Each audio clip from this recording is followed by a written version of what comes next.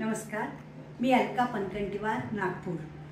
रानभाजी कशी करावी ह्यामध्ये मी आज तुम्हाला शेवगाच्या शेंगा आणि शेवगाची पानांची कशी भाजी करायची हे सांगणार आहे। हे शेवगाची पानं ही तुम्हाला सगळ्या दूर मिळू शकते, कारण सहज मिळते ही, कारण सगळ्यांच्या घरी जनरली असतातच ही झाडं आणि ही खूप खूप उपयोगी आहे। हे भाजी करताना सगळ्यात पहिले ही भाजी तोडायची आणि ही पानं फार कवळी घ्यायची, ह्याची फुलं पण घेऊ शकता आणि आधी ह्याला 3दा तुम्ही धुवून घ्यायचं, 3-4 पाण्यामध्ये धुवून घ्यायचं आणि मग त्या भाजीला थोडं वाळवून एका बाउलमध्ये पाणी घेऊन आणि पाणी घेऊन भाजी 3दा धुतल्यावर मग एका भांड्यामध्ये थोडं मीठ आणि पाणी घालून एक वाफ आणायची। म्हणजे ही पानं थोडी तुरट आणि कडवट असतात, तर त्याच्यामुळे ती पाणीमध्ये बॉईल केल्यामुळे त्याचा तुरटपणा थोडा कमी होतो। आणि मग ह्याची भाजी करण्यासाठी आपण एक गॅस लावायचा आणि थोडं तेल टाकायचं, ह्याला जास्त तेल लागत नाही। आणि या भाजीचं महत्त्व इतकं जास्त आहे, ही पूर्ण ह्याचं झाड ना औषधी आहे। ह्याची फुलं, पानं, फळं, मुळं सगळं उपयोगी येतो। आणि ही भाजी खाल्ल्याने पोटातले सगळे जंतसुद्धा नाहीसे होतात, तुमचं BP नॉर्मल राहतं आणि ज्यांना मधुमेह असेल त्यांनी सुद्धा शुगर कंट्रोल करण्यासाठी ही भाजी खावी। आता ही भाजी सहज जसं आपण सर्वसाधारण साध्या भाज्या करतो, पालेभाज्या, तसंच करायचं। ह्याच्यामध्ये खूप मसाले टाकायची गरज नाही, कारण ही औषधी असल्यामुळे ह्याला चविष्ट बनवायला तुम्ही टाकू शकता, पण साध्या पद्धतीनेच भाजी करायची। एका कढईमध्ये तेल घेऊन ह्याच्यात थोडी मोहरी, जिरं, हे थोडं मोहरी आणि जिरं जेव्हा थोडं गुलाबी होऊन जातं तेव्हा त्याच्यामध्ये थोडासा हिंग टाकायचा। हिंग सुद्धा पचनासाठी चांगला असतो। त्याच्यानंतर थोडे लसूण, सुकी लाल मिर्च, ह्यांना पण थोडंसं गुलाबी होऊ द्यावं।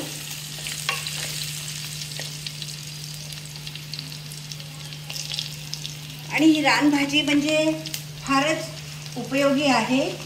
ह्याच्यामध्ये पोटातील जंत तर मरतातच, सायटिका जे होतं सांधेदुखी त्याच्यावर पण उपयोगी आहे। गॅस, ॲसिडिटी जे काही होतं या भाजीमुळे ते एकदम ठीक होऊन जातं, म्हणजे रामबाण उपाय आहे गॅस ॲसिडिटीवर। आणि ज्यांना मूळ व्याध असते किंवा कॉन्स्टिपेशन असतं त्यांनी पण ही घ्यावी, कारण कॉन्स्टिपेशन, बद्धकोष्ठता ह्याने दूर होते। आता ह्याच्यामध्ये कांदा परतायचा,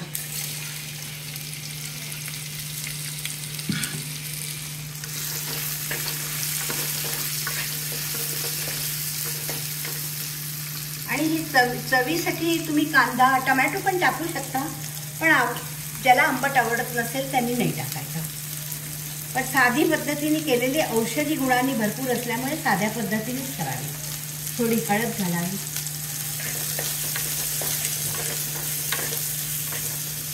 तोपर्यंत इथे जे आपण बॉईल केलेलं होतं पानं त्याचं ते पाणी काढून घ्यायचं।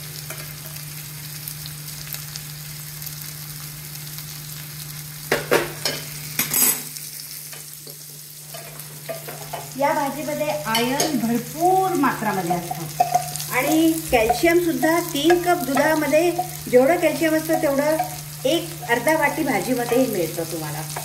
प्रोटीन सुद्धा 6 ते 7% ह्याच्यामध्ये दुधापेक्षा जास्त असतं।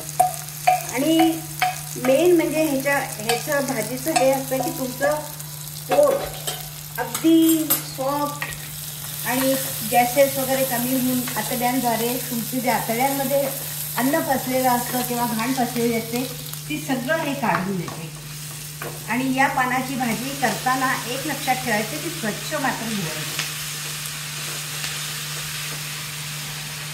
आणि ह्याच्यामध्ये पोटॅशियम, आयर्न हे घटक सुद्धा असतात। आता चवीप्रमाणे मीठ घालायचं, चवीप्रमाणे मीठ घालायचं, थोडी धन्याची पावडर घालायची आणि लाल तिखट आपल्या आवडीप्रमाणे लाल तिखट, कारण कोरडी सुकी मिरची घातलेलीच आहे, पण तिखट लागत असेल तर थोडं तिखटही घालावं.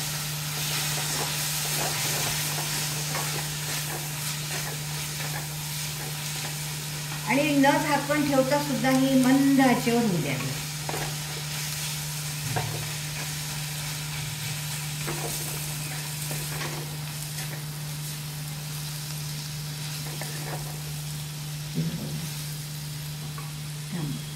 आता ही प्रतिकारक शक्ती वाढवणारी भाजी आहे. ज्याच्या शरीरामध्ये किडनीमध्ये स्टोन असतात ते सुद्धा याच्याने बाहेर निघतात. ही उष्ण असते, उष्ण असल्यामुळे तुम्ही आठवड्यातून किंवा 15 दिवसातूनच एकदा खाऊ शकता, सारखं नाही खाऊ शकत. आणि ही पानं नेहमी म्हणजे हिरवी असताना पावसाळ्यामध्ये मात्र एक हे करायचं की स्वच्छ धुवून घ्यावी. पावसाळ्यामध्ये त्याच्यावर जर्म्स असतात. अच्छा, हे खाल्ल्याने तुमच्या दातात जे बॅक्टेरिया आणि घाण असते ते सुद्धा ठीक होतात, कारण ते रोग प्रतिरोधक शक्ती वाढवते.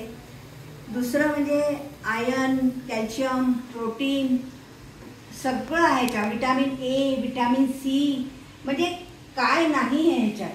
ह्याचे जितके गुण सांगू शकतो तेवढे सुद्धा कमी पडतील. एकदा हे खाऊनच बघा. आता ही भाजी होत आलेली आहे आणि चवीनुसार तुम्ही त्यात आंबट टमाटे टाकू शकता, नाही तर गरज नाही आहे तशी, कारण ह्याला एक वेगळीच चव असते. किंचित तुरटपणा, किंचित कडवटपणा, पण फार टेस्टी लागते. लोकांना जो खूप जुना ज्वर असतो, खूप दिवसापासून ताप येतो, त्याच्यावरही हे रामबाण उपाय आहे. आणि ह्याच्यामध्ये इतकं जास्त प्रमाणात सगळं पौष्टिकता आहे की तुम्हाला खाल्ल्यावर आणि उपयोग केल्यावरच कळेल. मात्र 8 किंवा 15 दिवसातून एकदा खायची. उन्हाळ्याच्या दिवसामध्ये नाही खायची. ह्याला जगभरामध्ये ह्याची पावडर, ह्याला वाळवून पावडर तयार केली जाते आणि जगभरामध्ये ही घेतली जाते, कारण हे खूप फायदेशीर आहे. पण जर तुम्हाला हिरवी पानं मिळत असतील तर ताजी करून खाण्यात जास्त चांगलं आहे. आणि नाहीच मिळालं तर ती पावडर करून सुद्धा तुम्ही ठेवू शकता आणि खाऊ शकता.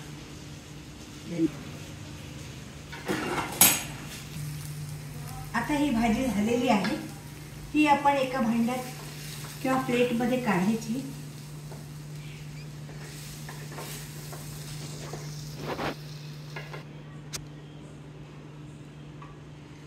आता ही आपली भाजी तयार झालेली आहे.